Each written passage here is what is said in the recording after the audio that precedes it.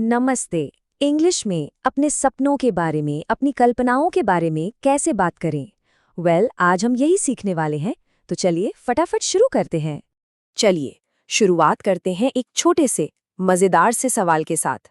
Screen पर एक sentence है, उसे पूरा करने की कोशिश कीजिए। सेंटेंस है, if I one the lottery I a house. क्या लगता है सही जवाब क्या होना चाहिए? सोच लिया? पक्का? चलिए तो फिर देखते हैं कि सही जवाब क्या है।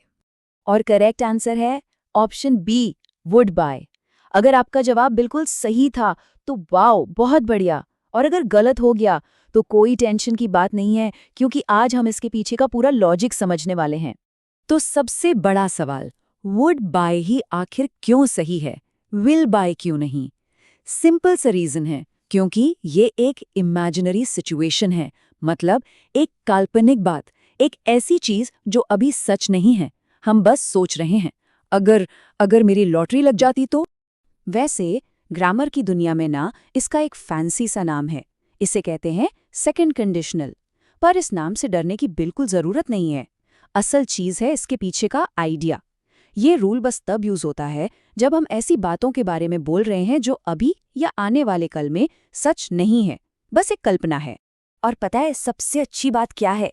ऐसी काल्पनिक बातें करने के लिए, इंग्लिश में सपने देखने के लिए एक बहुत ही सिंपल, एकदम सीक्रेट फॉर्मूला है। चलिए उस फॉर्मूला को डिकोड करते हैं। तो ये रहा हमारा इमेजिनेशन फॉर्मूला। बस 4 आसान से स्टेप्स हैं। स्टेप 1, हमेशा शुरुआत कीजिए इफ से।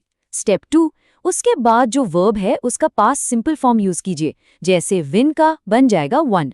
स्टेप 3, सेंटेंस के दूसरे हिस्से में वुड लगाना है। और आखिरी स्टेप 4, वुड के ठीक बाद वर्ब का ओरिजिनल फर्स्ट फॉर्म ही आएगा, जैसे बाय, गो, ट्रैवल। कोई चेंजेस नहीं।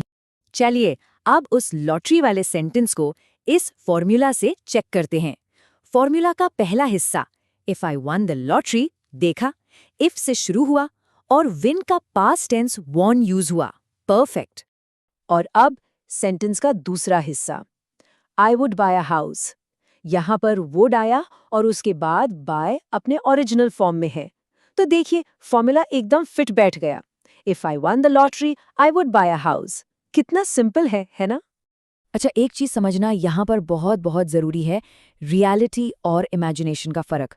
जब कोई कहता है I will buy a house, इसका मतलब है कि वो सच में घर खरीदेगा जब पैसे होंगे। ये एक प्लान है, एक रियलिटी है। लेकिन जब कोई कहता है I would buy a house, तो वो कल्पना कर रहा है कि अगर लॉटरी लग जाती तो खरीदता। तो याद रखिए, विल है रियलिटी के लिए और वुड है इमेजिनेशन के लिए। ठीक है, अब थोड़ी प्रैक्टिस हो जाए। जरा इस सेंटेंस के बारे में सोचिए। If I could travel anywhere tomorrow I would go to. अगर कल कहीं भी जा सकते तो आप कहाँ जाते? सोचिए सोचिए। तो अब सपने देखने की बारी आपकी है। हमने जो अभी अभी इमेजिनेशन फॉर्मूला सीखा है ना, बस उसी का इस्तेमाल करके उस अधूरे सेंटेंस को अपने दिल की बात से, अपने सपने से पूरा कीजिए। तो अब जब आपको सपनों के इस जबान का, इस लैंग्वेज का सीक्रेट पता चल गया है, तो इसकी प्रैक्टिस करते रहिए। तो बताइए, आपका अगला सपना क्या है जिसके बारे में आप इस नए तरीके से इंग्लिश में बात करना चाहेंगे?